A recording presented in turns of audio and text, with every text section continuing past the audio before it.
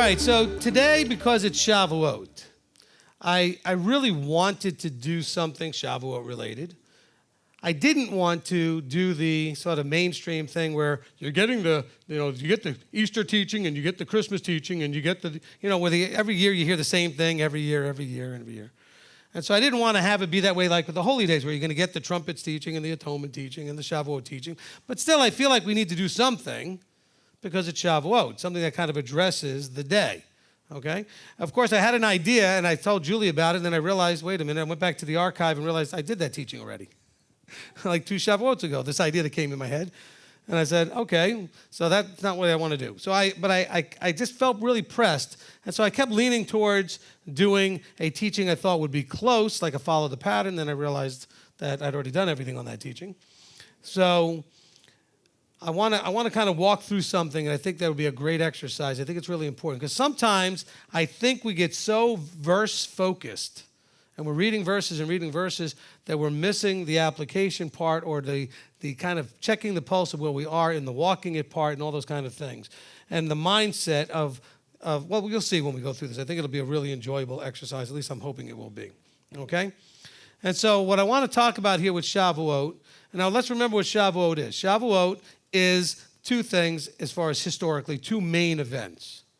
You have the receiving of the Torah at Mount Sinai, and you have the launching of the assembly at Acts chapter 2 in the upper room, so to speak, okay? So those are your 2 big events. And we've talked about in the past, I have a teaching called From Sinai to the Upper Room. And we talk about the comparisons and those kind of things. We're not going to do that today.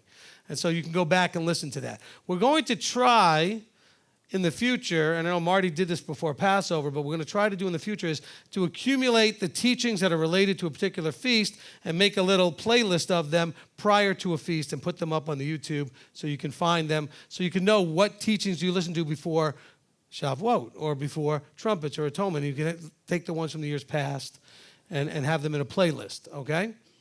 So we know that Shavuot really commemorates these 2 major events. And really, both major events have a lot of things in similarities between them in terms of the idea that they were life-changing in similar ways. Okay? So I want to kind of go through a bunch of things. I'm going to read through this real quickly to give you an idea, then we're going to break it down. So when we look at each of the places, each of the events, the Sinai event and the upper room, we'll call them, that's how I'll label them for today, Sinai and the upper room. Okay, so Sinai was the receiving of the Torah, and upper room was the receiving of the Ruach, we'll call it that, okay? Both places had a certain amount of changing of authority structure. Can we agree?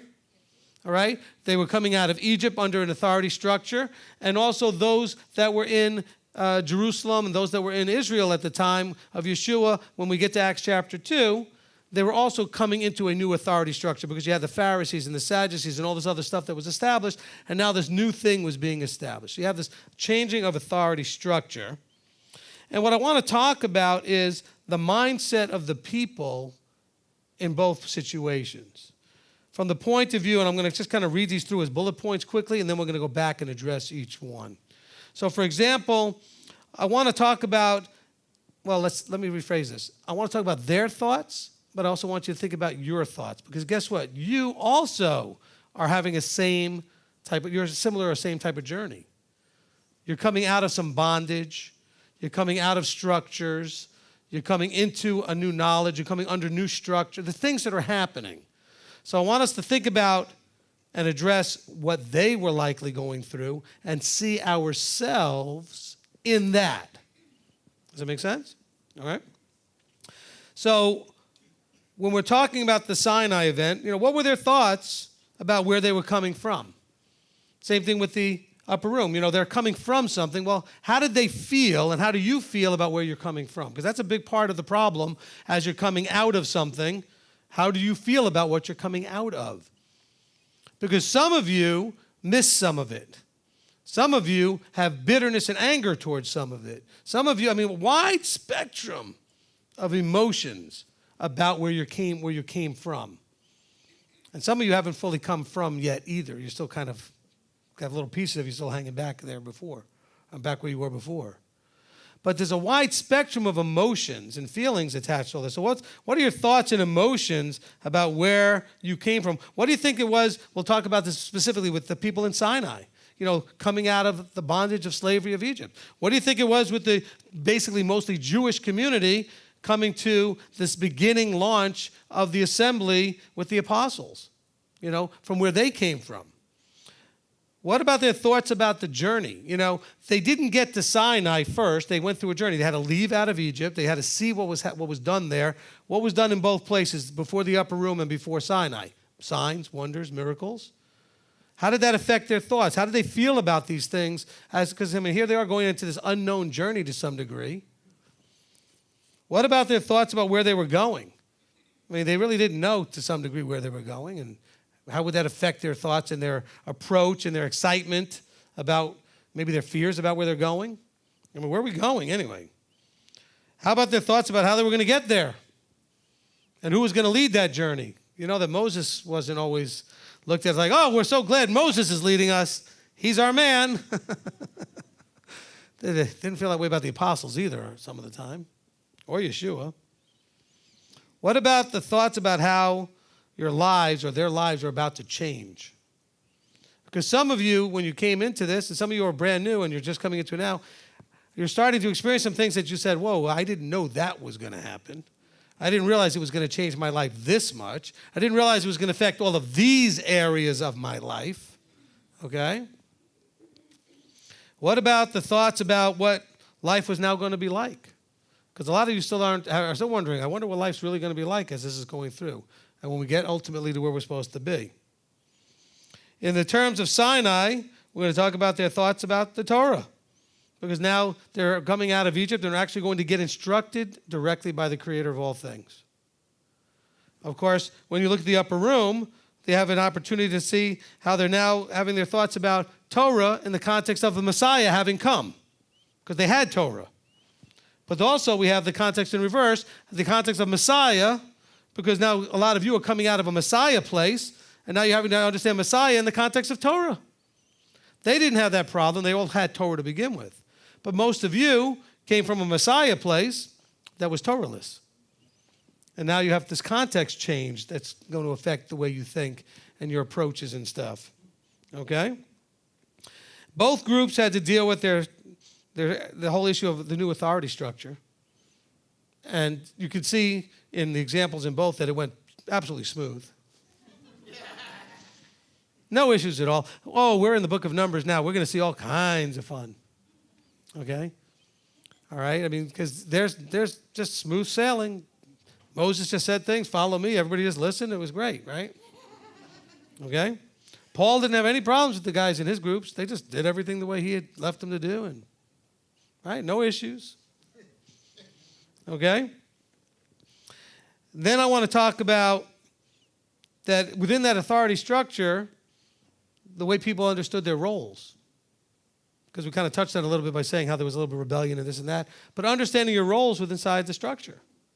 Because see, in Egypt, they knew what their roles were. Go make bricks. Okay? Or go cut the straw for the bricks. Or whatever it was. But what is your role in a more, quote-unquote, free structure? Where you have freedom within a structure. Both groups had that problem. Understanding their roles within structure. And so what I want to talk about in the end of all of this is the process going forward, which I believe is this. We are here, and they were there to receive, right? They came to Sinai to receive what? The Torah. They were brought out of Egypt to receive a certain thing, well, let me rephrase that, a certain type of freedom. They were going to receive freedom, but not freedom from all masters, but freedom from one master to a different master. Right? We know the verses talk about that. Your slaves to whom you serve, whether sin to death or Torah, righteousness unto life, and that kind of thing. So we were not putting off all masters coming out of Egypt, nor were they doing all of that in the upper room situation. But they were coming under a different authority structure. And so people were coming to receive. They wanted to receive the Ruach. They wanted to receive the Torah. They wanted to receive different things in these places. We're all about I need, I want, all about receiving. Which is great, because guess what? You were created to be a receptacle for what he had. He wanted to give He had this idea of what he wanted to give to a world, a universe, to people, and he created you to receive all that. We have verses say it's his good pleasure to give you all kinds of wonderful things. However, the receiving wasn't supposed to end there. Okay? It was supposed to then be something you could take, change you, and apply in your life. You could use it in your life. They needed the Torah to do what? What would they expect to do with Torah? Apply it, right? It was to be applied in their life. What about the Ruach? It was supposed to be applied in your life. So you got upper room Torah at Sinai, same thing. You were expected to apply it to your life. And then it was supposed to do what? Transform you through the application. Can we agree? Right? So you're receiving, you're applying, and now you're transforming. And what you're transforming into, hopefully, is into him, right? Into the image of the Son. And then we're supposed to do what? Share with other people. So I'm going to go and wrap this up after we go through it. We're going to go now back and break this thing down piece by piece. But as we do so, I want us to understand that ultimately there's a process for going forward, and that is receive. Because some of you, you're like sponges right now. You are just soaking it all up. This is all new to you, and you're focused mostly in the receive mode. Some of you have done a lot of receiving already, and you're struggling with some of the apply mode. And some of you, because applying it is causing you problems and issues because of whatever, and we're going to talk about what those might be like here, you're struggling in the transformation mode because you're still trying to stay you while you're applying, and you're not becoming him. You know, Philippians 2:5, there, I quoted a verse for you. Philippians 2:5, oh, I'll probably quote lots more. You know, let this mind be in you. We're supposed to have his mind. Well, when you receive and you apply and transform, you get his mind. That's part of that process. And then ultimately, we share this with others. It becomes a blessing that goes forward. And so let's start by looking at the Sinai event, and then we'll look at the upper room event. What can you imagine? And by the way, I want you to also think of yourself in these pictures, right? What would you imagine? And I think we did this in a teaching at Passover last year, imagining what it was like coming out of Egypt. I want you to imagine what it would be like arriving at Sinai, and you're sitting there, and you've got 40 days to think about stuff because Moses disappears on you. But you're sitting there going, okay, we're here. Now, you probably also were thinking all along this little journey. It was only a short journey, a couple of weeks to get you to Sinai. I think it was about 50 days or so. Okay. Okay, but we get to Sinai, all right, and getting to the receiving of the Torah. Now, of course, when you think about that journey, and it was a shorter journey because I was waiting for Moses to come down with the commandments, you got this time to think about, wow, I was just in Egypt. We were slaves. Now, we were generationally slaves, so we kind of understood this life. This was our life. And a lot of you have grown up generationally with whatever your life was. And now you come into this, and when you come into this, all of a sudden, life is very different. And you are no longer just like everybody else you used to grow up with, live with, spend your life with, work with, and everything else. See, as a slave living amongst other slaves, guess what? Everybody's a slave, you're a slave, it's all whatever. But now you're different. And you found a path out of that. Now, some of you may have experienced this in your own lives because you grew up in an area of poverty or some other thing that was abusive or disconnected and dysfunctional, and you ended up being, or somebody you know, ended up being the one to step out of that. Generally speaking, does everybody celebrate that when they see you doing that? Or do they try to attack you and drag you back down into the muck? Okay? So here they were, and they were as a huge group. They came out of all that. They witnessed the signs and wonders and all those kind of things. Now they're sitting at Sinai, and they're not really sure what they're receiving. Now, think of it like the ask, seek, knock stuff that you're supposed to do. We talk about that in the journey video where it talks about everybody's journey begins the same way, that he disturbs your peace, and when the peace is disturbed, you start to seek and ask and knock after answers for that. You want to figure out what it is that you're missing or that's not right or whatever it is.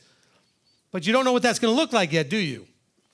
Well, that's kind of where they are in Sinai and the upper room. They got excited about an opportunity. Yeshua had come through the apostles' testimony and given a lot of these people an excitement about an opportunity. And now they were going to have to walk this, live this, or do something, but it was not really clear what that was going to look like yet. And so I can just try to imagine their mindset. And probably some of you say, well, I can imagine that real well. I'm sitting here right now with that same mindset. Because I really don't understand all this stuff. I just know that it seems like it's the answers to all these things I've been looking for. But the more I start understanding it, the more it's a little scary, because it's going to really put a big giant bullseye on me. And I'm going to stand out in front of all my family and friends. And I'm going to maybe rather kind of go backwards a little bit, back to where it was comfortable, even though it was not necessarily joyful. But we can get really comfortable in our suffering. It's amazing the things and the conditions that we can actually tolerate and find comfortable. It's incredible. And so we have to be careful with all that. Be aware of that mindset and the danger of that mindset. And so here, they're sitting there at Sinai, and Moses comes down, and he says, well, actually, Yahweh speaks. And he said, now we got a real authority. Now, bear in mind, these are people that have grown up with idols all around them, and those idols never said a word. Now, the Creator is speaking.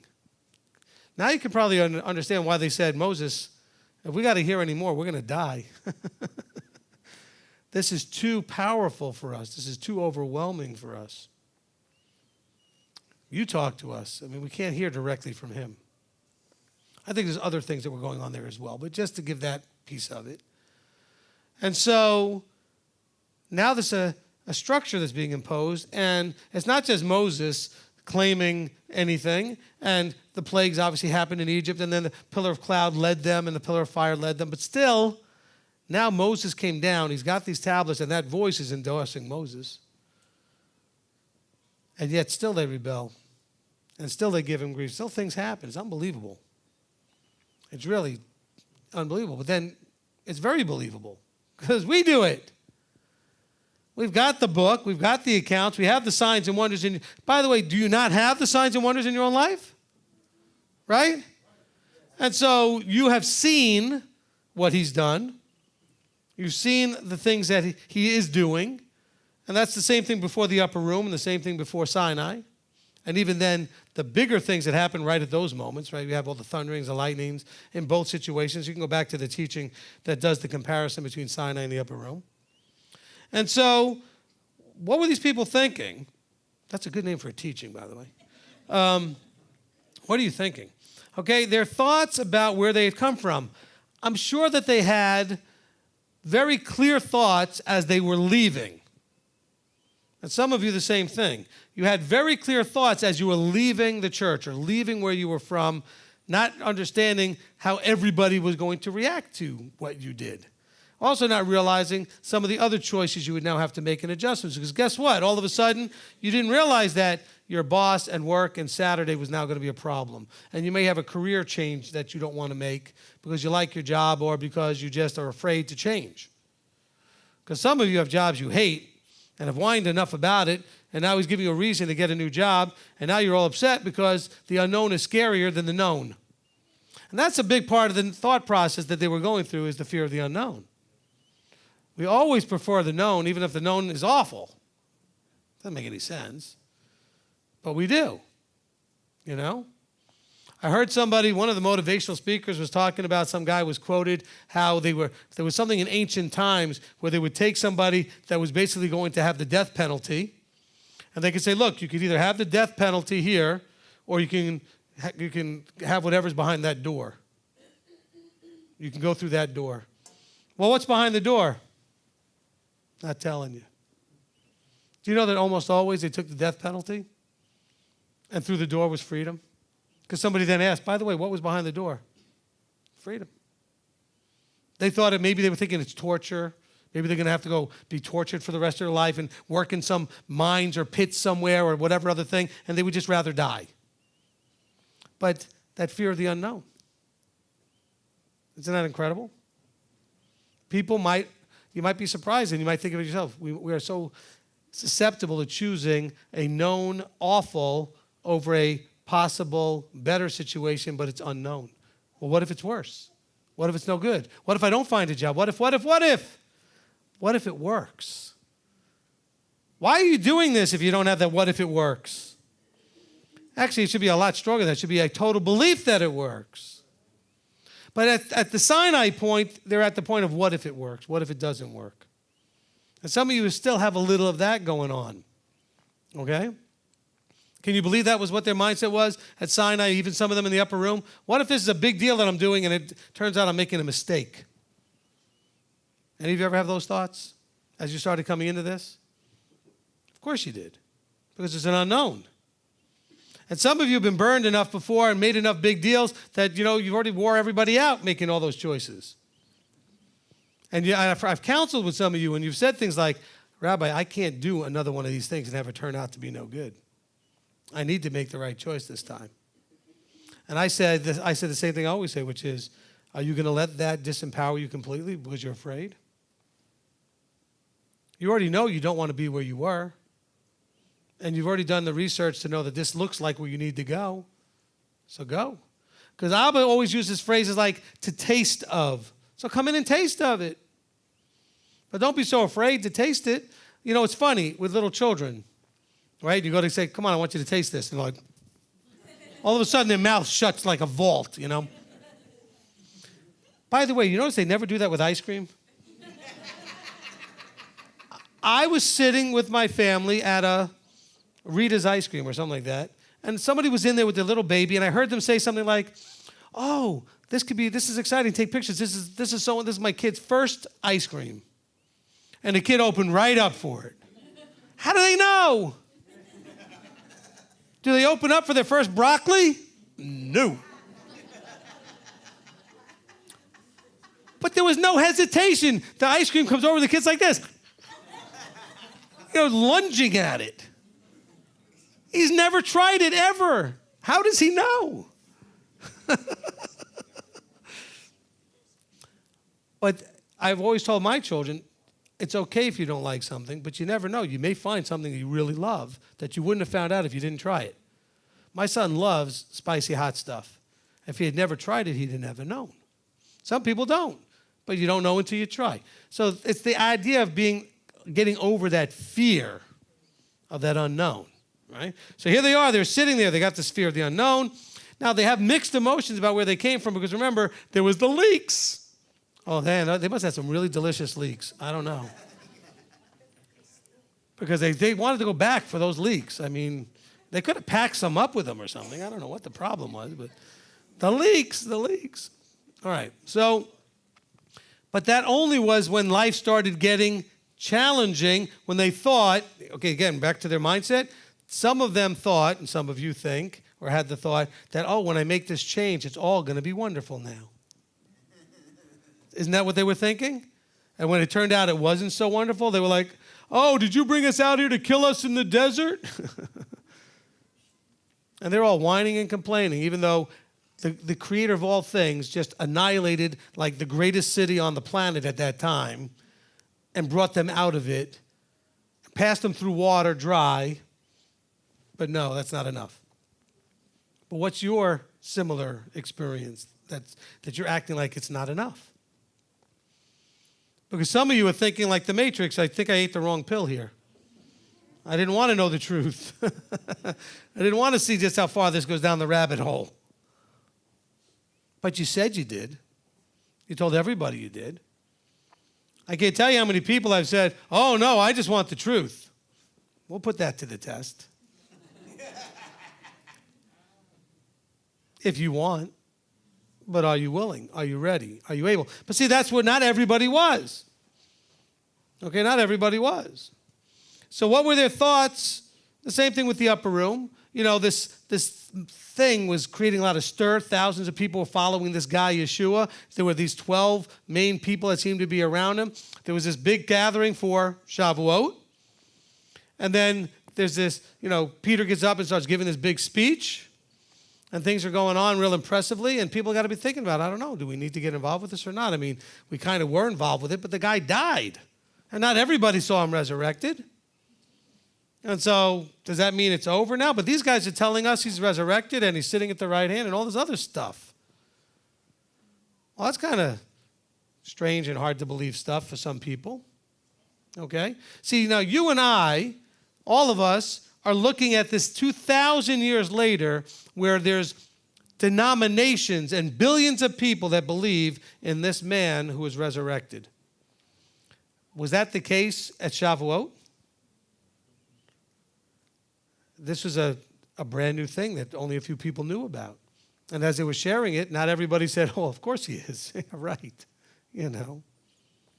And so I'm just saying, think about the difference. Now, of course, we have an advantage because we can see that this is something that didn't just die out because it was just a story or whatever. Because there's been a lot of legends. Do you notice that most, if not all, mythologies have all disappeared? Because people come to realize they were just what they were. Okay? But this has held on, and is not only holding on, it's thriving because it's true. But they didn't know that. They were dealing with another, okay, do I believe these guys or not? And now they're talking about a whole different mindset on things. And do I want to be a part of that? And by the way, we already know how thrilled the establishment is. Sadducees, Pharisees, and the rest of those guys are just loving these guys. Looking to jail them, kill them, and everything else. And by the way, that guy Shaul has got an army, his little hit squad coming around looking for them all. Not an army, but, he was really after them all. I don't want to get on that guy's list. Okay? So what was that mindset like when you compare it for yourself? How about their thoughts about where they're going? Because, a lot of people have asked me, well, where's this going? Where are we going? What's this looking like? Not like where's this going in terms of ultimately into the kingdom. Because I think all of us embrace that we're all on some path, hopefully, that leads ultimately into the kingdom. But what's the journey look like with each other and now? See, MTOI formed to give a possibility of what that could look like, what it could look like, the journey between here and there. A structure to allow that to flourish, to encourage it, to nurture it, etc. That doesn't make it the one and only right way to do things. We're just putting it out there as sort of an example. This could work. Or at least hopefully it's working better than whatever we had before, because what we had before, we all know, hadn't been working. This is our attempt at doing something that matches the scriptural model that hopefully works. Okay? So I know that all of us have had these thoughts like, well, where are we going? Are we all going into community? This has been a big question over the last 2-3 years. Are we going to start moving near each other? And actually, a lot of you have already done that. Are we actually starting to get the sense that we're supposed to be a family and a body? What started out as a few people on a Friday night at this guy's house, all right, now ends up being 30, 40 people every week. Because people are coming, not because it's a party, because they love each other. The body is starting to become a family. They're starting to fall in love with each other. It's not just church you go to on Sunday or on Sabbath, if your congregation was from a Jewish point of view, and then we show up at a holy day. But this is now something that's forming into a body, into a community. But could they see that here? No. These are a bunch of individual families that what they had in common in the Sinai event was their suffering. And that bonded them together. But now we're not under the suffering anymore. Now what's going to hold us together? Do we need to be held together by threats and fear and suffering and bondage, or are we going to be held together by love, joy, and all of that good stuff that comes from family coming together? And by the way, all of you have families. It's not always joyful. So when we say, oh, we need to be one big family, yeah, you haven't seen mine. That's what somebody will say to me, oh, yeah, I don't want that. I said, you need to treat each other like family. Somebody will go, hell no. Not what I grew up with. Oh, did I say that out loud? Okay. But some of you had that experience, like, no, I don't want family the way I've got generationally cursed. We want family the way it's supposed to be. The way Scripture has always described it. You've always sat there going, I've not seen that. I don't know what that looks like. Right? Some of you? I know a lot of you struggle with the whole older brother thing. Yeshua's our older brother. Well, maybe your older brother was the worst thing in your whole life. Oh, we need to pray to our Heavenly Father. Father, nobody on this planet I was more scared of than Father. Father abused me, sexually mistreated me, and all this other stuff. Father's the last thing you're looking for. How do you get that change in your mindset? Oh, we need to have structure. Are you kidding me? All the worst things in my life have been because I've been in structure. That's the mindset that these people were in, so were you. A lot of you are dealing with these same issues. And so Shavuot is supposed to be about a breakthrough and a moving forward. This is a momentous moment. A momentous moment? I guess it's okay. All right? this is this huge thing. It's huge. Okay. Sorry, having a Trump moment. All right, it's huge. It's really important that we understand that Sinai and the upper room were supposed to be these major launching points. And so this in your life is supposed to be an experience where you are rehearsing and thinking through the launch. Where did you come from? Where are you going? What's it supposed to look like? What's my part in it? Because I promise you, they all had these same thoughts. We read about it and we think, oh, it was so simple or this or that. And yeah, there was a few bad eggs and they rebelled. Now, there was a lot of discontent, I'm sure. Because when something is not clear and established under authority, there's always going to be questions and discontent and problems and issues. Which is why Yeshua has to come, and he's coming with a rod of iron. I need to bring one of those up here so I have one to show you. A rod of iron, okay? It doesn't say he's coming with a tickle feather. It doesn't say he's coming to just, coddle everybody. He's coming with a rod of iron. Why? Because there's going to be a need to smack a couple of heads and wake people up because they're not ready for coming under authority. Oh, but Rabbi, I've been listening to, well, first of all, the person saying this would never call me Rabbi. Okay, so Steve, this whole structure thing is wrong and bad, and I read in Scripture that we're just all taught by the Ruach, and none of us needs a leader anymore. We're all kings and priests, by the way. That's not the way I read this. Now, we are destined to be a kingdom of priests. And the priests did what? Served. So we're going to be a kingdom of servants. And so let's get that whole self-sovereignty and I'm going to be all in authority over my own self and everything else. That's your biggest problem anyway. I can't blame you for having the issues because I know you've been abused, misused, mistreated, neglected, and everything else that leadership has ever done. But can we agree that at Sinai, or at least by the time they got there and going forward, there was now imposed a structure. We see this right now in the book of Numbers, right? They do with the census, and you have heads of thousands, you have heads of hundreds, you have all this stuff happening as they're getting ready for army, getting ready for the war, because that's what it says. All those of age to go to army, go to be part of the army, go to war. It's unbelievable. But yet, instead of being hopeful and optimistic and looking for a good structure, we just decide, well, it's been done so badly for so long, we don't want it. So wait, it goes further. Because we don't want it, we're going to find justification that it's actually wrong and we're not supposed to have it. That's the leaps we make. But Moses is bringing structure, so were the apostles. Look, a lot of people like to talk about, well, I think we should be like the first century church, and we need to have like a very first century model. Well, are you ready to take everything, sell it all, and lay all of that at my feet? Or whoever the leadership is, you understand? That's what they did. They took and they gave it to the apostles. The apostles distributed it as needed. Are we ready for that? Are you ready for that level of authority structure? And that level of service if you're in the authority structure? And the responsibility for that? See, we don't know what we ask for sometimes.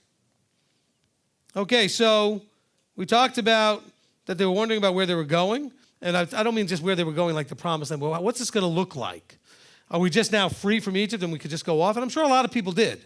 I mean, now they were out there, and especially after they passed through the water and they weren't being chased anymore, by the armies. Of course, they knew they still were dealing with the surrounding ites everywhere.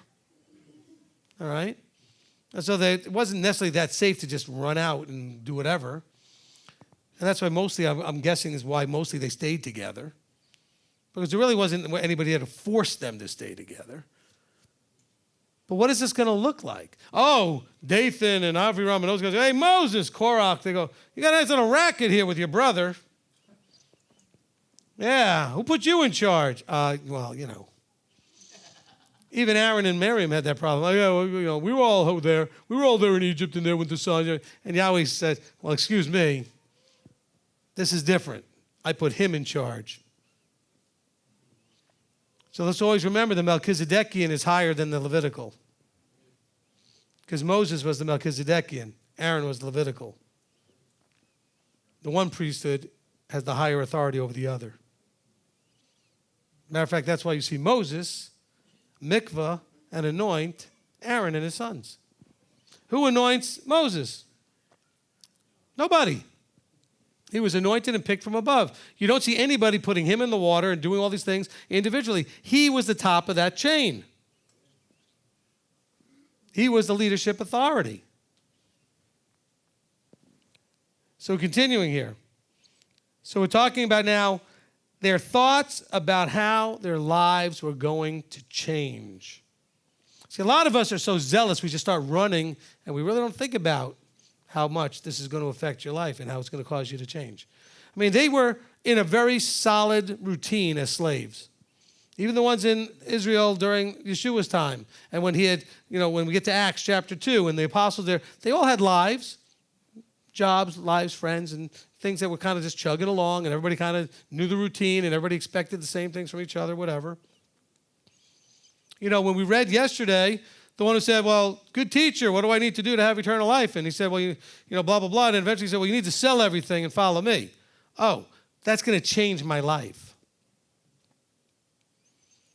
Are you, and we talk this good talk, don't we? Are you ready to give up your attachments? We talked about that yesterday. Of course, those who are watching this teaching, what was yesterday? Are you saved, part 7? Okay, so then you know what teaching to go look at. Are you ready to give up your attachments? Are you willing to give up all those things that are holding you back because you're attached to them when he says, I want you to let go of your attachments and follow me? Have you really thought about, it says, who builds a house and doesn't count the cost first? See, we just start running ahead. We get all zealous and excited. By the way, you do that also with these sideline, peripheral, pet doctrine things, not understanding that you're just zooming ahead. We need to slow down, prayerfully consider, and come under authority and check what we're doing with authority. Get somebody to counsel and say, that might not be wise, or that's not safe, or hey, you're missing this, which is why you're running that way. We need to be going this way. There's some disconnect that you didn't see. All right? All of you know what this is like because you've all had mentoring situations or you parented a child or when you were a child, your parents, they saw stuff you didn't see. Anybody have that experience, right? You wanted to go running this way, but you didn't realize there was a big pit right over there somewhere that you didn't see. And so it's good to have somebody there. Now, of course, if you started running and you didn't go get the advice or you went and got advice and ignored it, guess what you ended up in? The pit. Everybody, right? And that's when the authority structure goes, when are you going to listen? I'm just trying to help you. I can't tell you how many people call me and they still go into the pits because they won't listen.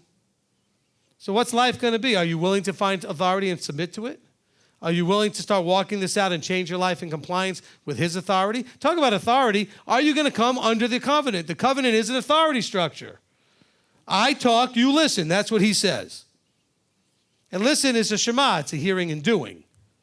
Don't just gather information. You're going to apply it.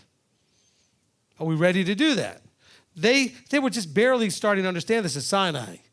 They were like, okay, we're all good about this leaving Egypt thing. We weren't so good about it when we saw the soldiers behind us in the chariots. But once they all died in the water, okay, we're good again. But wait a minute, my stomach's rumbling. We're not good again. Oh, okay, well, I'm thirsty. Oh, we're not good again. It's whine, complain. And by the way, I hear all you guys doing it, which makes you Israelites, by the way. Good job. You come by it genetically and honestly. I actually had some of the Torah portions, when I used to do the Torah portion cycle as a teaching series, I think I subtitled one of them, whine, complain. By the way, do you understand that the griping, whining, and complaining is abominable to him? Okay? Because it shows what? A lack of faith, a lack of trust, a lack of emunah. Why are you whining? Either he causes or he allows. If he causes and allows everything, then there's nothing to complain about. He allowed it because you were supposed to learn something out of it or whatever, or he caused it because you were supposed to learn something out of it or whatever. So stop whining about it. It came from him. It's a gift. Well, I want to return the gift. No returns. There's no return department with Yahweh. That's it. You don't get in line like at Walmart and go to returns. Okay? Doesn't work that way. So I want you to spend some time over the next couple of days, whatever time you can spend, thinking about what you were thinking about. In other words, what were you thinking about coming into this? Where are your thoughts now? Are you really understanding where this is going, what's expected of you, and how this is going to impact your life? Because a lot of you have made decisions in your lives that you didn't realize were going to impact your lives the way they did. I'll give you an example. Some of you have been married and have been divorced and have children. And some of you who might know, if I'm talking about you, I'm not talking about you, okay? But I'll give you an example. And you may then take that situation and think, okay, I understood what I was doing, and it's now good, and I've got my children, and I'm divorced, and there's custody issues and all that stuff. But now all of a sudden, guess what? You want to move. But you can't, because you got married once, and you had children once, and you got divorced once, and that person has rights now, and now you're living with the consequence of something that maybe you hadn't thought through enough when you started it all the way in the back in the beginning. And this is the hard thing about life. We make decisions, and we don't always think them through well enough or get counsel well enough or whatever it is, and then we end up with consequences. And we don't like the consequences. Nobody does. But that's part of the lessons that should be telling you, let me not do this again. In the future, let me get counsel and get wisdom and make better decisions so I don't have to deal with the consequences of the foolishness that can get me into trouble. And we're all capable of big foolishness and do it on a very regular basis. But I'm just giving you like an example of that. You were thinking about, oh, I want to marry this person, I love this person, everything else, but maybe you didn't really get to know them as good as you should have. And then you get married. And even though it's not going so great, but you don't want to get divorced, or maybe you heard the church teach you that you can't get divorced. If you're not sure what that's all about, listen to the teaching I did on divorce, remarriage, and putting away so you know the real truth about what that's all about. But then you finally do get divorced, but at this point now you got 3 or 4 kids, and now there's custody issues, and because once married, always married, you're never getting rid of that person unless they just disappear on you. They're still going to be in your life and in the children's lives or whatever. So some people think, well, I'm going to get divorced, it's going to fix everything. Well, they're not gone after that, okay? Not usually. And then after you're dealing with that stuff, now you may want to make a decision you can't, and you want to do something and you can't, because you've already made that bed and you're still lying in it. And so sometimes you trap yourself. So this is all about things that you can avoid through wisdom, structure, guidance, mentoring, discipling. Not that it's perfect, but I promise you, you'll probably avoid 90+% of it. Okay? Would that be worth it if you could avoid 90% or more of the... Then why not give that a try? Because a lot of you still aren't doing that. You're not giving it a try. Okay. So what about their thoughts about, okay, this is for those of you that are new, okay? Because I already talked a little bit about what life was now going to be like. What about their thoughts about the Torah? What were your thoughts coming into this about the Torah? Because some of you came in because you found the Sabbath. Or maybe you came in because you found the holy days. But you didn't really find the whole ramification, understand what Torah observance really is. It's a lifestyle change. Okay, it's not... I never said this before. I think this might come across good. It's not a diet. But you understand what I'm saying? In other words, those of you that want to lose some weight or something, you want to go on a diet. Diet is a short-term thing that gets a short-term result, and then you're back where you started or worse. This is supposed to be a lifestyle change of who you are. So if you really want to change your health, physical, whatever, you change the lifestyle of your eating habits, and you're working out, you're moving your body habits. Well, guess what? Torah was a lifestyle, not just something you do or do some of, whatever, for a short period of time. It's a deciding that this is now who I am. I am covenanted. But to covenant, total change of life. You can't stay who you were. The whole relationship is different. And so I wonder if I actually didn't write it on my notes, but I should have put there, what were they thinking about this idea of covenanting? Did they understand it? Do you understand it? Because all these people will talk about, well, I went to First Baptist Covenant this, or I put covenant in the name of their churches. it doesn't, it's like Christianese again. It's like a term that no longer means what it originally meant. It is probably the most impactful, important word of all of this. He wants you to be in covenant with him. Everything else in here is explaining what that looks like. Okay, everything else in your scriptures is explaining how that works, how you get into that covenant, what it means when you're there, what's expected of you, what you can expect of him. Everything in this book is about covenant. What that looks like. But what were your thoughts about these things? Some of your thoughts were, oh, I didn't realize this, but we're really supposed to be on Saturday. Oh, I know. I didn't realize about Christmas and Easter, so I need to keep feasts. But that wasn't everything, was it? It was just the beginning of scratching that little surface. You know, some of the people were that way in the Acts chapter 2, in the upper room. They were Torah observant, but you know what they weren't? They weren't walking in the fullness of the intent. So their Torah observance imagery, just like your thoughts about Torah. Look, if you came out of the church, your thoughts about Torah were very negative. Burdensome, terrible, under that law, blah, blah, blah, right? Okay? Well, here the Jewish community had very positive thoughts about Torah, but it was limited to the mechanical. And Yeshua came to do what? Give us the fullness of what was intended, so that we could walk in both spirit and truth. The way I described that, the truth was the mechanical, the spirit was the fullness of what it was, the spirit of it. So he made it much more clear and also much more difficult or challenging to really not commit adultery, not commit murder, not to steal. He said this is what it really means to do that. The fullness. Because a lot of us would like to lawyer up or act like we're lawyers and start to nitpick and go, well, I'm not actually breaking this command because it literally says this and I didn't literally do that. And Yeshua says, You wanted to, you thought about it, you did this, you did that, you are breaking it.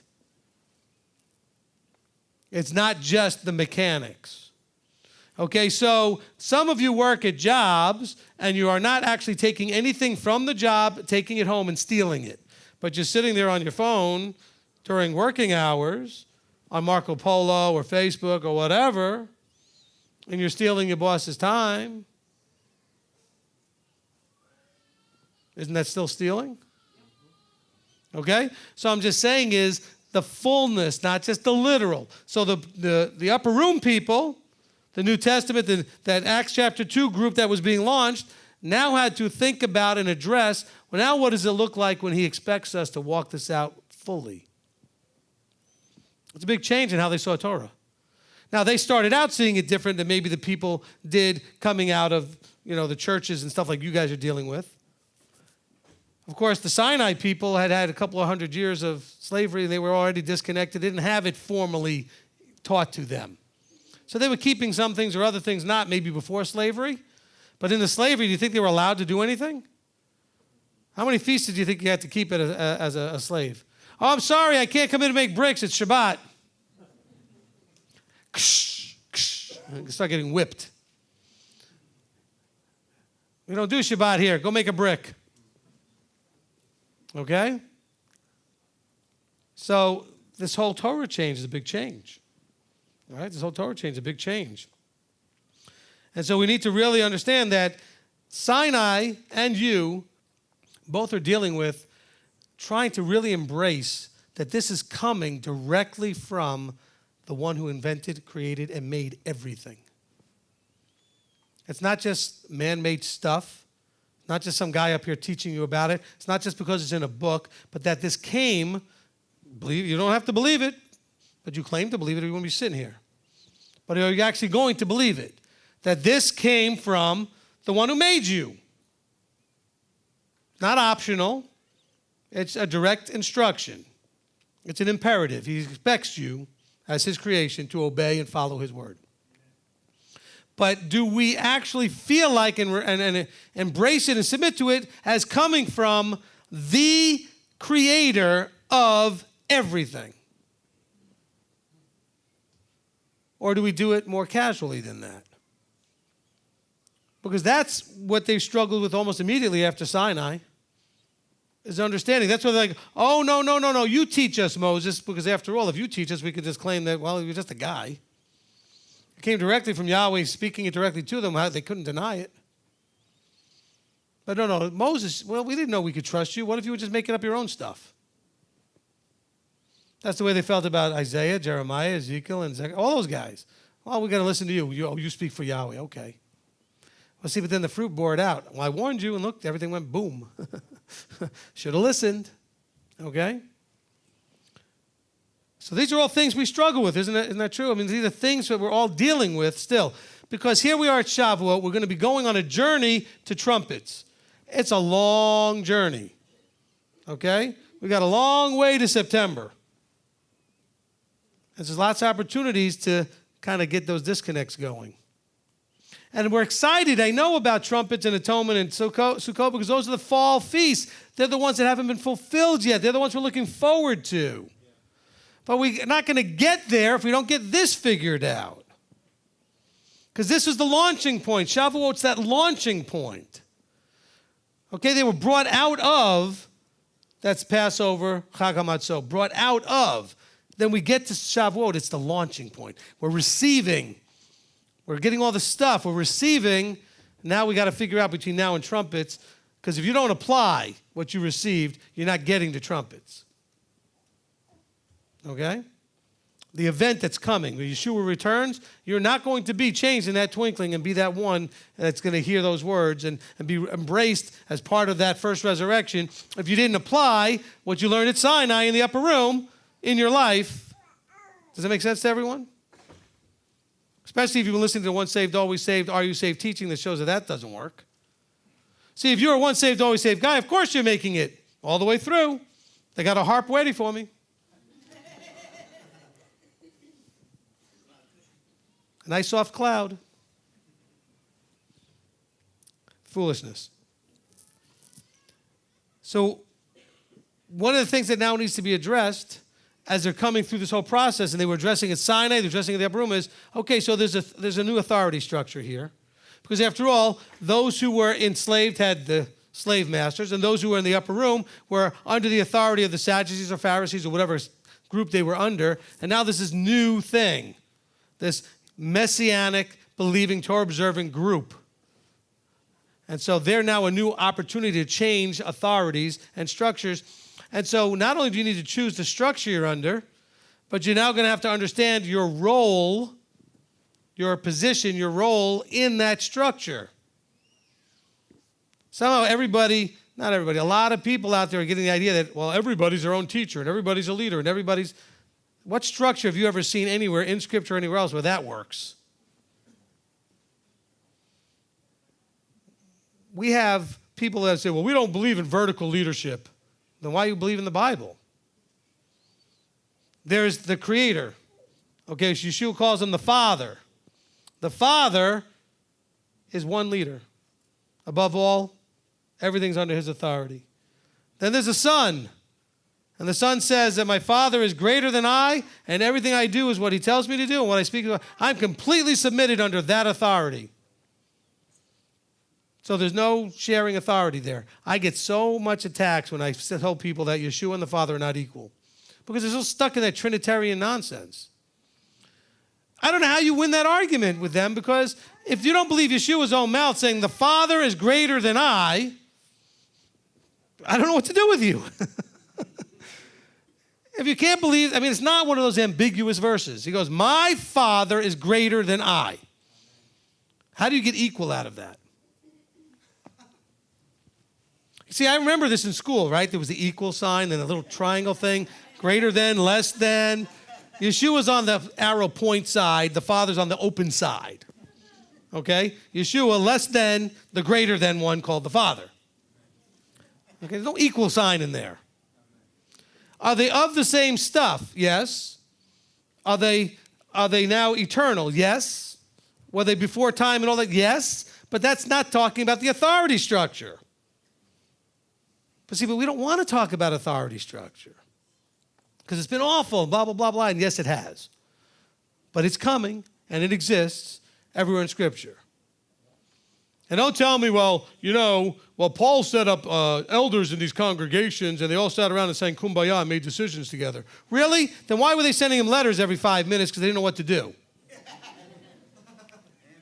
Because who was really in charge in Ephesus or in Philippi, in Galatia? Paul. Can we agree?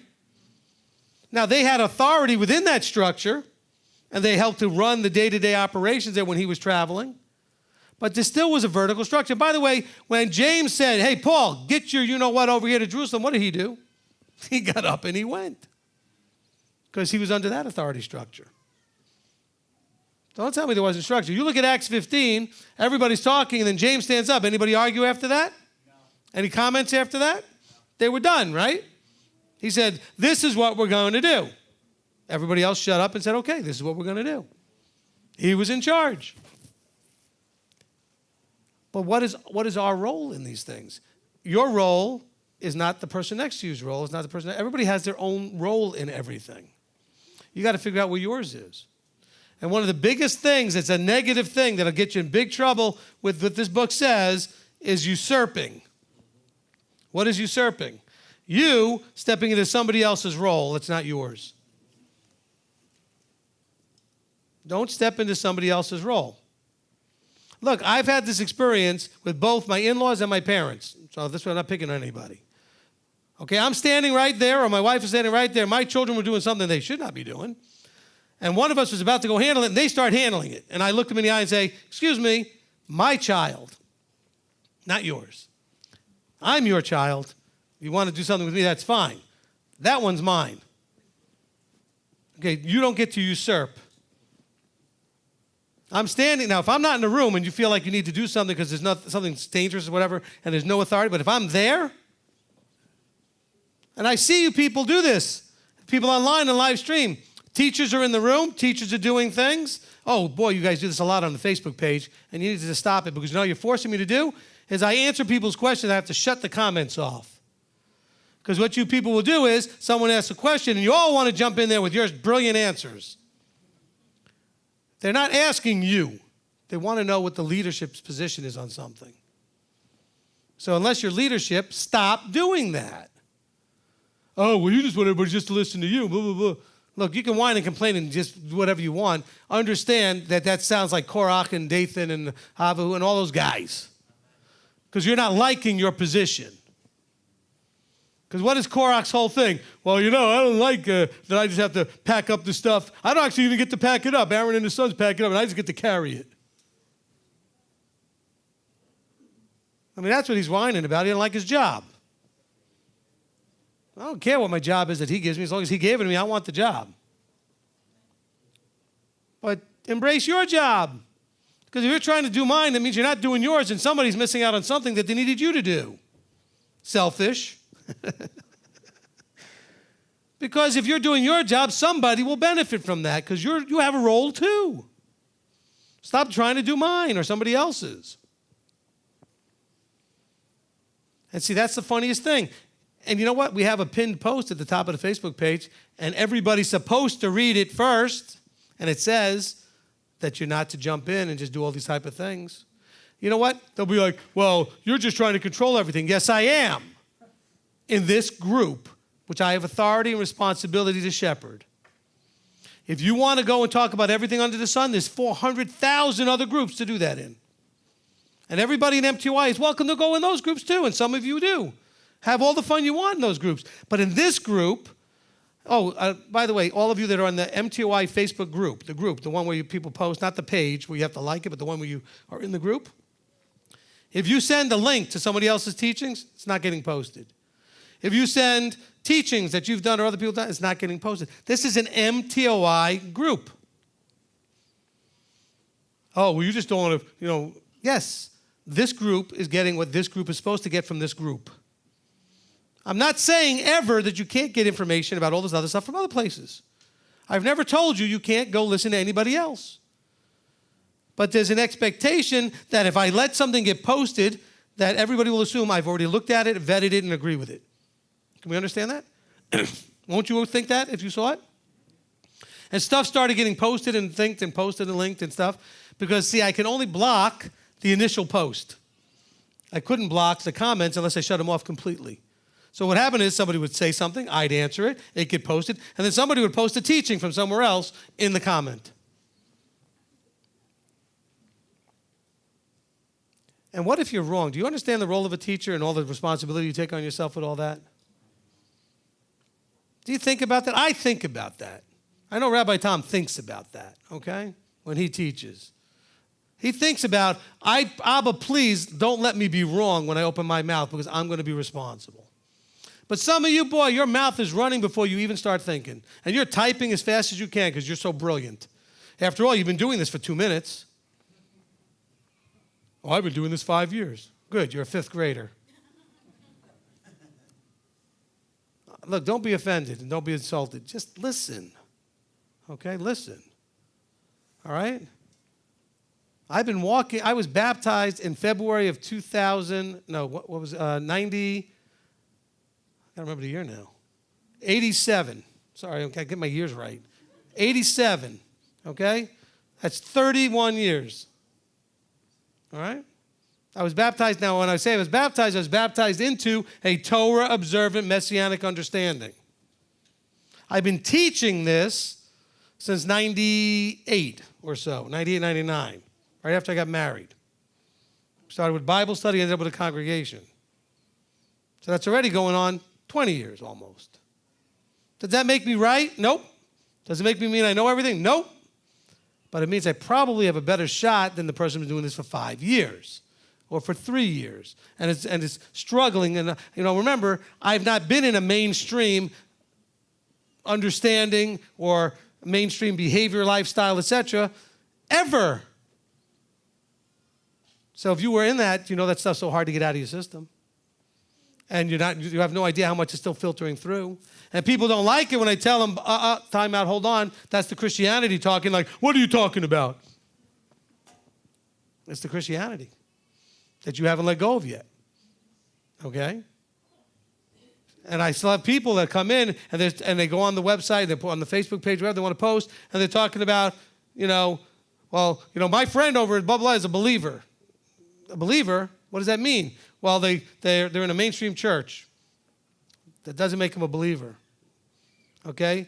Do we believe in what? The covenant. Do we believe in Yeshua as the Torah? Do we believe in... That's a believer. Okay? Just believing Messiah exists, as the Christians do, doesn't make you a believer. Whatever that term is. Another Christianese term you can't use. Because you can't use it because it doesn't mean anything right. Because people say to me, well, my friend so-and-so is a believer. Oh, really? What congregation do they go to? Well, they're not, I was going to say Messianic. They're Pentecostal. They're Baptist. They're Lutheran. They are believers in a not completely right system. Okay? Let's be careful of what we use and what the terms we do. Because if you're still attached, that doesn't just mean to stuff, but to where you came from, you're going to struggle. Can we understand that? This is really important. And so let's kind of start to wrap this up here. In Sinai and at the upper room, the big question is this. If you were there, what are you going to do with what you received? Okay, so you were both really. Theoretically, as you come into this knowledge, you can say, I was at Sinai, I was at the upper room. I'm going through both experiences. So what are you going to do with that? What are you going to do with the Sinai experience and the receiving of Torah straight from the Creator? What are you going to do with the receiving of a full understanding of Mashiach and the fullness of the intent of the Torah and understanding his role in all of this? What are you going to do with that? Because that's what it's really about. That's the whole point of this message.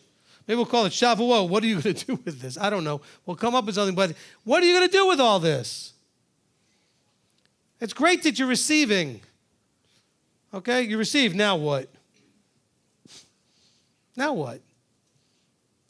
Because I see this in everything we do. I'm not trying to pick on, but it's a great example. We have a potluck. Everybody wants to receive. Not everybody brings. It's just our mindset. We want to receive. What about bringing? What about giving? What about serving? What about esteeming others above yourselves? What are you going to do with what you receive? That's the key. That's what he's watching. Everything in this book, I think, is about him saying, okay, here it is. I was going to sit there and watch you and see what you do with it. What are you going to do with it? You've been given instruction for life, Moses said, here's life and death, right? Instruction for life, and you've been given the understanding of the Messiah and his role and how he provides salvation. What are you going to do with it? That's really the big question. What are you going to do with this? I think what we need to do is receive, apply, transform, and give. Okay? I want you to receive it, yes. But then you got to apply it. And then you got to allow it to transform you. You have to allow it to transform you. If it doesn't change you, it's just still mechanics. Even if you're doing it in the fullness of the intent, so to speak, it's still not enough if it doesn't change you. Remember, we've talked about this often. You could do all this stuff perfectly and still be a rude, obnoxious jerk that nobody wants to be around. You can. You keep the Sabbath, keep the feast, never commit adultery, never murder, never steal. Even the fullness of the intent, right? Not getting and wasting time of your boss on the phone. You could do all of these things and still be a lousy, rotten person nobody wants to be around. Because your attitude is so awful. It hasn't transformed you into that giver, the willing to server, the willing to sacrifice for others, esteeming others above yourselves. You haven't changed, the loving, joyful, the fruit of the Spirit. By the way, there's no commandment that says you must have that. It's there listed. Paul says this is what it looks like. But you're not instructed to say that you have to have it. But if you're not transforming into his image, you're not going to have it. And then we got to give. We want to share that with others. How do you share it with others? Walk it out. Be that light that shines. That's giving right there. It doesn't mean go and knock on the doors and say, hey, I got to share this with you. Or you need to know something. No, let them see your light shining. Let your light shine so before men so that they can see your heavenly Father who has given you the stuff that you received, that you're applying and has changed you. And then when they talk to you and ask you, what's up with you? Because I don't know about you, when I started coming into this in 1986, 87, when I first started coming into this, 23, 24 years old, my friends didn't know what happened to me. Because my language changed. Because growing up in college age, into early 20s in New York City, every sentence had a bomb in it. There wasn't a sentence that didn't have an expletive in it somewhere. And when I came into this, that all disappeared, and they thought, what are you on? What happened to you? They thought something weird happened to me. I got abducted by aliens or something. Because it was so different. Some of you have similar experiences because your family's going, what? What happened to you? See, now what they need to see is that what happened to you brings blessing. That the things that you used to struggle with are now healing and being restored. So they can see the fruit in your life. We've got a couple of people right now who are now coming into this with us because they've seen the fruit of me working with their parents. In other words, they saw how the parents were before in sort of a more Christian, Messianic sort of Hebrew roots Christian sort of form, but coming into this with counsel, with submission to authority, where both parents are now working with me. Their children are now willing to look at this because they said, whatever you're doing is working. We want to see what you're doing. We want to understand it. Let the light, the fruit, shine out. Because they're going to see that you're different, but they want to see that different is good. That's what you must show them. But if you're a Torah terrorist and you're whacking and beating up everybody, they're not seeing this as good. If you're arguing about your calendar, if you're arguing about the nature of the shape of the earth, if you're arguing about the nature of the Godhead, if you're whatever dumb thing you're arguing about, and by the way, it's not that the thing is dumb, but arguing about it is dumb. Paul tells you that in Titus 3:9. There's another verse, okay, Bob? That's for Bob. I'll give you another verse. Okay, he says, to argue about Torah is unprofitable and useless. Don't argue about this stuff. Walk it out. If you're right, let people see it walked out. Let them see the benefit, the fruit, the blessing of it. Amen? Amen. Was this useful? Yes. Was good? Yes. I'm glad. Let's pray. Avinu Malkeinu, our Father, our King. Father, we come before you, and we are for all of us, at a moment of reviewing, and for some of us it's very new, our understanding of what it would be like to be sitting at Sinai and at the upper room, and examining the changes in our lives and our thoughts that are we're going through because of these experiences, these two tremendous experiences. The receiving of your word, of your instruction, the Torah, and the understanding of Messiah in the context of the Torah, and understanding what he really did for us and is doing for us and is coming to do. Father, help us to take and receive all from both of these experiences and to apply correctly in our lives the things that you would have us to do so that it can transform us and so we can understand how to be fit perfectly into the structure and understand and embrace our roles in the structure, what's called the body, the structure that you call the body, and that we would stay in our roles and not usurp anybody else's.